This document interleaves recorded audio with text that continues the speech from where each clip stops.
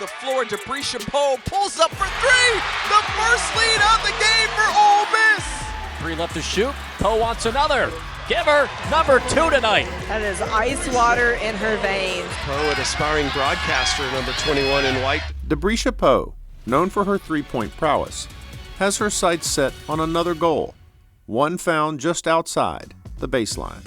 I got into broadcasting because, for one, I knew that I loved basketball, and I knew that eventually you can't play basketball forever, but I wanted to stay around sports, and I also love student athletes. So I was in high school, and I remember just watching the games. Holly's been in the game a long time. She's doing sideline reporting, and I'm like, okay, that's really interesting, and I love to talk. That's the one thing I knew, like, okay, I don't mind talking, but what does this actually really look like? And so I didn't truly develop my love until I got to college, and I got hands-on experience, and I got the chance to do both sides, sports and TV. As a leader on the team, Poe is applying her communication skills to her pursuits off the court. I describe Brisha's leadership style as mostly vocal. Well, she never stops talking, whether that's on the court or off the court.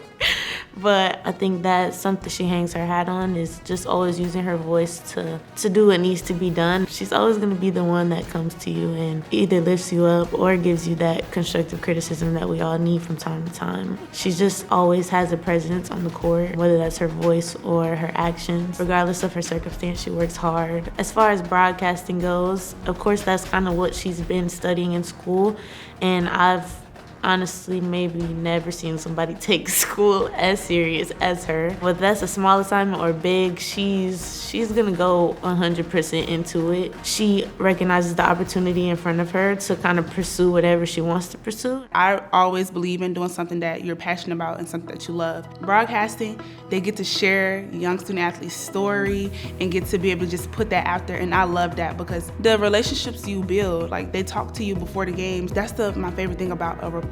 It's not about the person that's sharing the story, but it's who they're sharing the story on. Like, that's truly important, being intentional on the time that you have with those student athletes, and now you get to hear a little bit of their story, and then you get to share that. I look up to people like Andrea Carter, LaChina Robinson. Like, I love watching them. I love the way she just does her job, and that's what I want to do. I wouldn't mind doing sideline reporting, being able to be right there. Although you're not on the court, you can feel the intensity rising. You can hear the crowds. You have to be a really great listener because you have to be able to listen to the huddles, hear what the coach is saying, and then be able to articulate that and share that in that moment when it's your turn. Also, I wouldn't mind finishing off with what Andrea does. She's a sports analyst. And her aspirations don't end there. I've been working on my master's because I want to be an AD too one day. Like, after being a sports analyst, I want to eventually go into being an AD because I really want to get back into college and work with student athletes. Poe continues to gain experience by telling the stories of her teammates.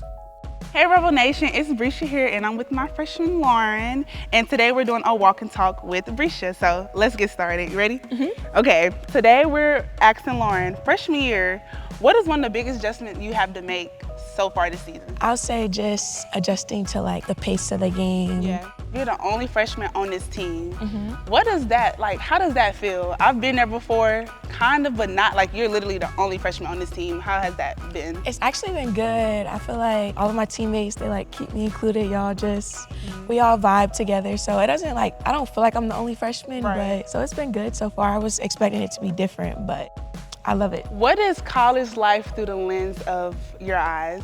Compared to y'all, I go to class. Like I go to class in person. Right. And most of y'all have classes online. You're on a team with upperclassmen. What have you learned from playing with seniors? Really like buying into like the small things on the court and like seeing how much the small things matter, like boxing out or like just knowing your positioning and rotation on defense. I'll say really like the small things, it really matters. Speaking of the small things, we emphasize communicating. That's big, and you know that can be a big adjustment, especially as a freshman coming in. Saying what I'm doing on the court helps my communication just so I know what I'm doing, and then other people will know. Now that we're in 2026, what's one goal you have made for yourself this year? Just like my word was perseverance. So I really just want to be able to like push through any like hard times that I may have and just like try to stay positive through it all, because I know like my journey is going to be hard. So just continuing to stay positive and finding the good things throughout it. Well, you've definitely been doing a great job. If I had to rate Lauren's freshman debut with her first little interview with me,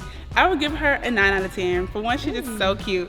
And for two, I think she answered the questions genuinely and she did a great job. This was fun. I rate Brisha's a 10 out of 10. You know, she's just good at this, talking, interviewing, everything. She's very prepared for her future, so yes. Thank you. The best advice I've ever been told was don't be afraid to dream big. You know, a lot of people dream small because they can reach those goals. They know that they can get it, but you're selling yourself short. You deserve it. It took me a long time to say, like, I will be a sports analyst one day. Her future is definitely important to her. She's very resilient. The way that I see her approach day to day and the way that I see her handle those things, it just kind of lets me know she's going to be successful. You know, nobody wants to fail. You don't know what the future holds. I know one day I'm going to be a sports analyst. I don't know when, I don't know where, but I know one day I'm going to reach that goal. And then one day I'm going to be a great AD. And I'm going to continue to say that because I'm not afraid to dream big. Massive rivalry here. These two programs go at it each season. Bitter, passionate rivalry. In fact, it doesn't matter what the sport or the location. Whenever Ole Miss and Mississippi State collide, it's always going to be a battle.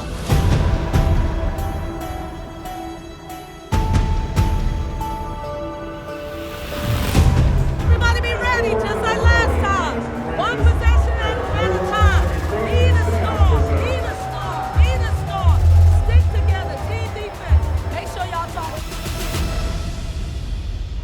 Flips the ball in the air. We are underway from the SJV Pavilion.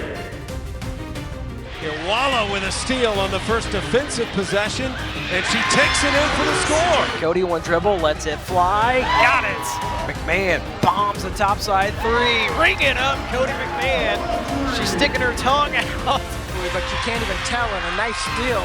Peterson gets the steal and one.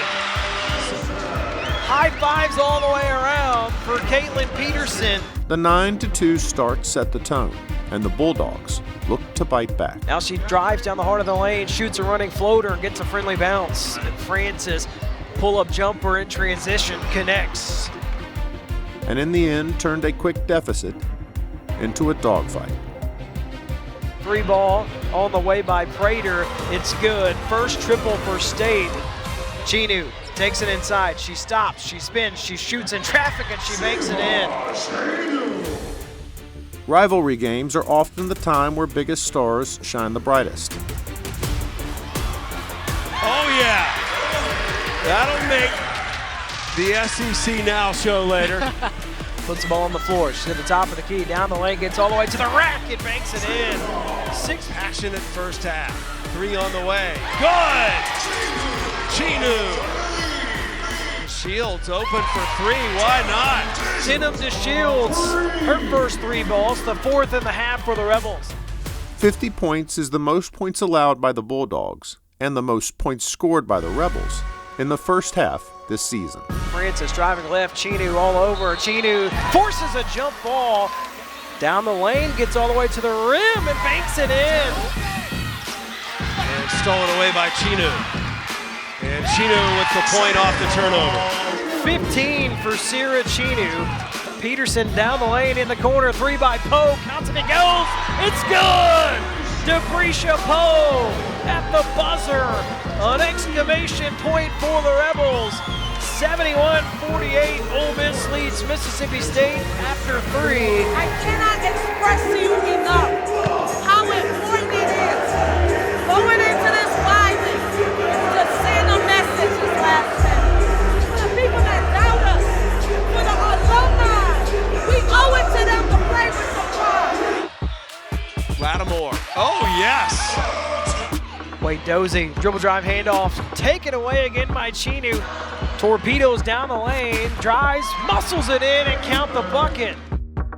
Chinu peels away at the elbow, now takes it inside, shoots, count it!